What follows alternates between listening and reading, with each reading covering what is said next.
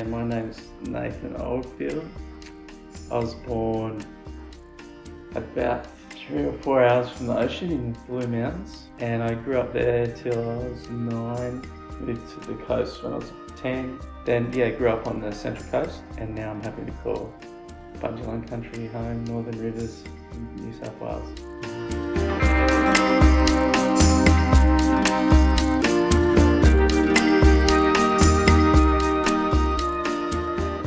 I was attracted to surfing from a really young age.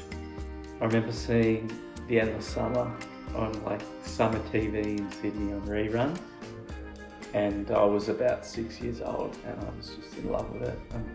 I just wanted to be Mike Hinson. And also my dad and his 2 brothers were surfers. I kind of knew how meaningful it was to them, and I was just attracted on every level. Visually, I thought it was beautiful to look at.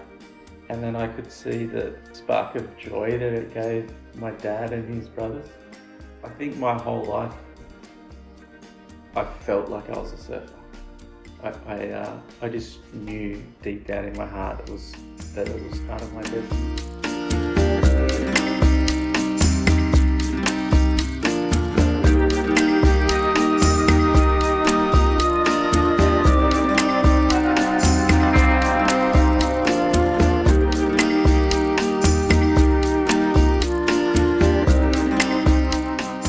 I kind of fell into surf filmmaking by accident. I can remember being a grommet, running past photographers on the beach, I'd be putting my leggy on, looking at guys standing behind tripods and just go, oh, how do you do that? You're blowing it, the surf's cooking. and now I'm that guy. And my first camera was an old Canon SLR of my dad's, an old 60s camera. And I used to play around with it even when it didn't have film in it. I used to look through the viewfinder and fire the shutter. I still really enjoy my own time.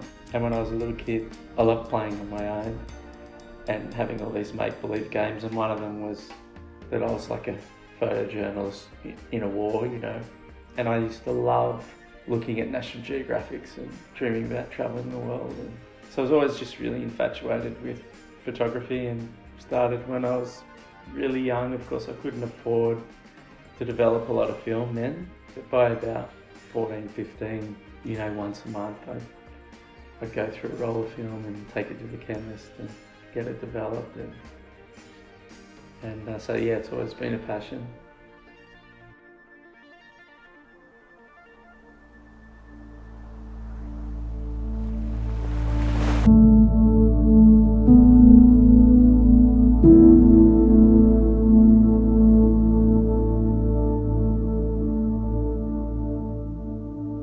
I love the feeling of getting a shot and getting it in a beautiful way. I've been having another deep dive with the poet Mary Oliver, and she talks about my work is loving the world. She also talks about pay attention, to what's around you. I feel like that's not something I've cultivated. It's something I've just sort of had my whole life. When you're sitting out the back waiting for a set and you're just studying birds and clouds and the shape of light on the sandbank, I've always sort of been aware of those things and enamoured by all those sort of incidental moments in surfing. So filmmaking for me really sort of serves that desire I have to make things that are hopefully beautiful and meaningful. And not always that there's a big deep message in my work, other than I think it just says, look how beautiful the world is.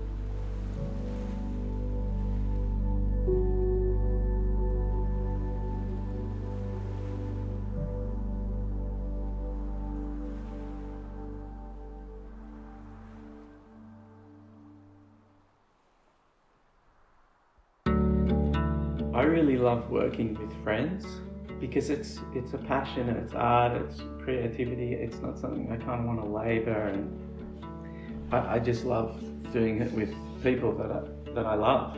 And I've been doing it for more than 20 years, so I've got to forge a lot of beautiful friendships out of it.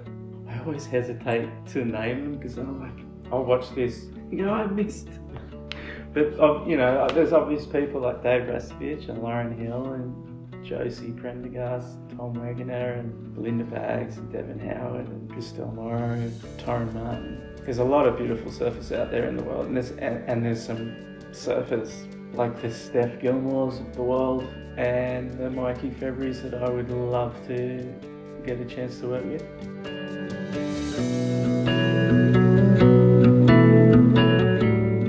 Yeah, it's like we were talking before when we were having breakfast, if I won the lottery tomorrow, I'd still get up and go shooting. I'd still make surf films. It'd be a beautiful luxury to win the lotto. It's not going to happen because I don't do play the lotto, but in lots of ways, life wouldn't change. I would say anyone aspiring to make photographs or films, I'd say go for it. And if you're doing it from your heart, you just can't go wrong. And it doesn't matter how much money it makes, because it's not going to make much money, especially in surfing. It just won't. If you do what you want to do, not what you think is going to be popular, get a ton of likes or go viral or get all the eyeballs. If you just do something out of that creative kind of authentic place in your heart, then you can't go wrong.